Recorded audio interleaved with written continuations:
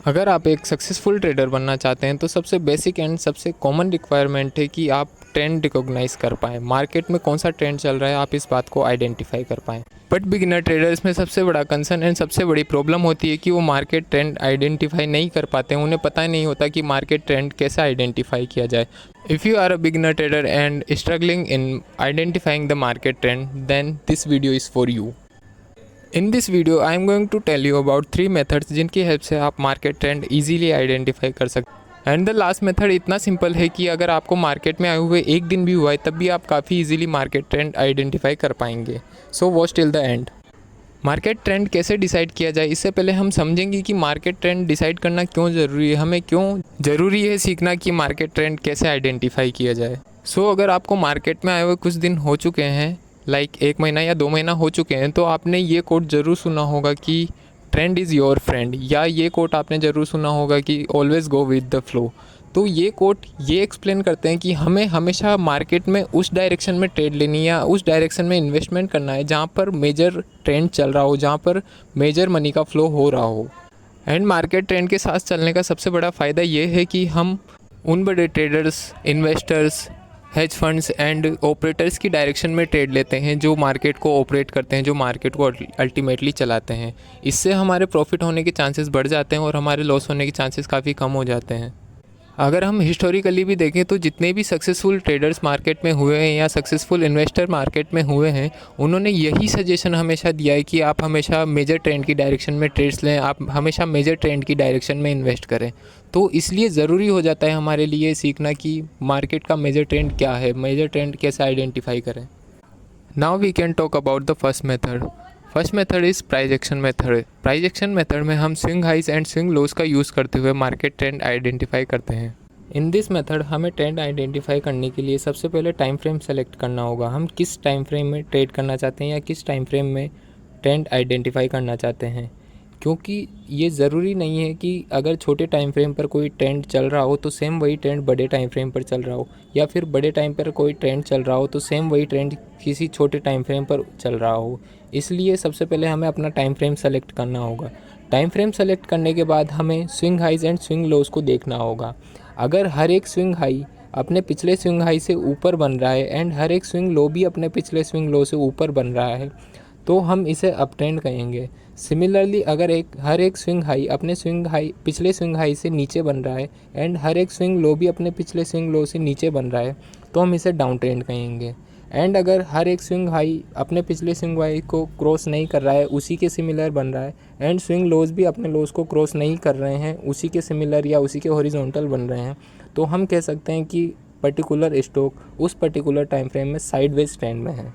So if we conclude, तो आप कह सकते हैं कि अगर किसी पर्टिकुलर स्टॉक में किसी पर्टिकुलर टाइम फ्रेम में higher highs and higher lows बन रहे हैं तो वो पर्टिकुलर स्टॉक उस पर्टिकुलर टाइम फ्रेम में अप ट्रेंड में है। एंड सिमिलरली अगर उस पर्टिकुलर स्टॉक के किसी पर्टिकुलर टाइम फ्रेम में हायर हाइज या हायर लोज ना बनते हुए लोअर हाइज और लोअर लोज बन रहे हैं तो आप कह सकते हैं कि वो पर्टिकुलर स्टॉक उस पर्टिकुलर टाइम फ्रेम में डाउन ट्रेंड में है। एंड अगर हायर हाइज या हायर लोज नहीं बन रहे हैं, जितने भी नए हाइज़ या नए लोज बन रहे हैं वो पिछले हाइज़ और लोज के हॉरिजॉन्टली बन रहे हैं, तो आप कह सकते हैं कि वो पर्टिकुलर स्टॉक एक साइडवेज ट्रेंड में है।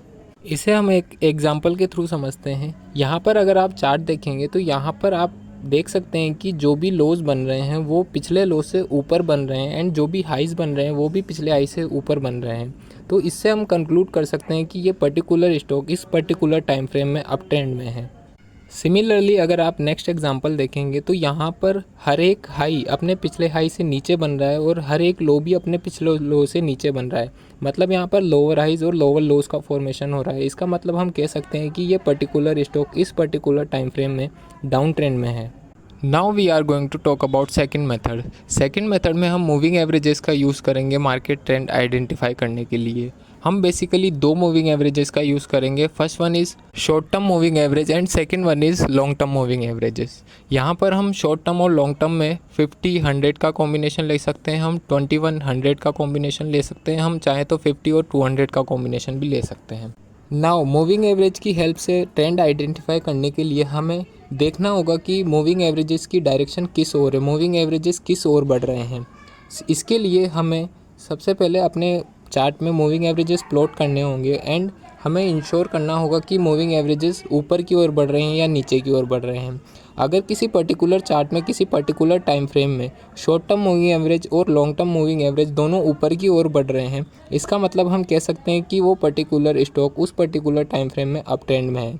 एंड सिमिलरली अगर किसी स्टॉक में शॉर्ट टर्म मूविंग एवरेज और लॉन्ग टर्म मूविंग एवरेज दोनों की लाइन नीचे की ओर बढ़ रही है, इसका मतलब हम कह सकते हैं कि उस पर्टिकुलर टाइम फ्रेम में उस पर्टिकुलर स्टॉक में डाउन ट्रेंड चल रहा है, वो एक स्टॉक डाउन ट्रेंड में है।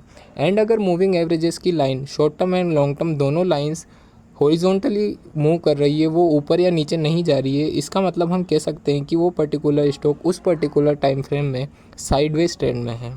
अगर आप सीखना चाहते हैं कि मूविंग एवरेजेस का यूज़ करके किस तरह से ट्रेंड आइडेंटिफाई किया जाता है एंड मूविंग एवरेजेस का यूज़ करके किस तरह से ट्रेड किया जाता है, तो आप डिस्क्रिप्शन में दिए हुए लिंक के थ्रू या एंड स्क्रीन पर दिए हुए वीडियो पर क्लिक करके देख सकते हैं, सीख सकते हैं।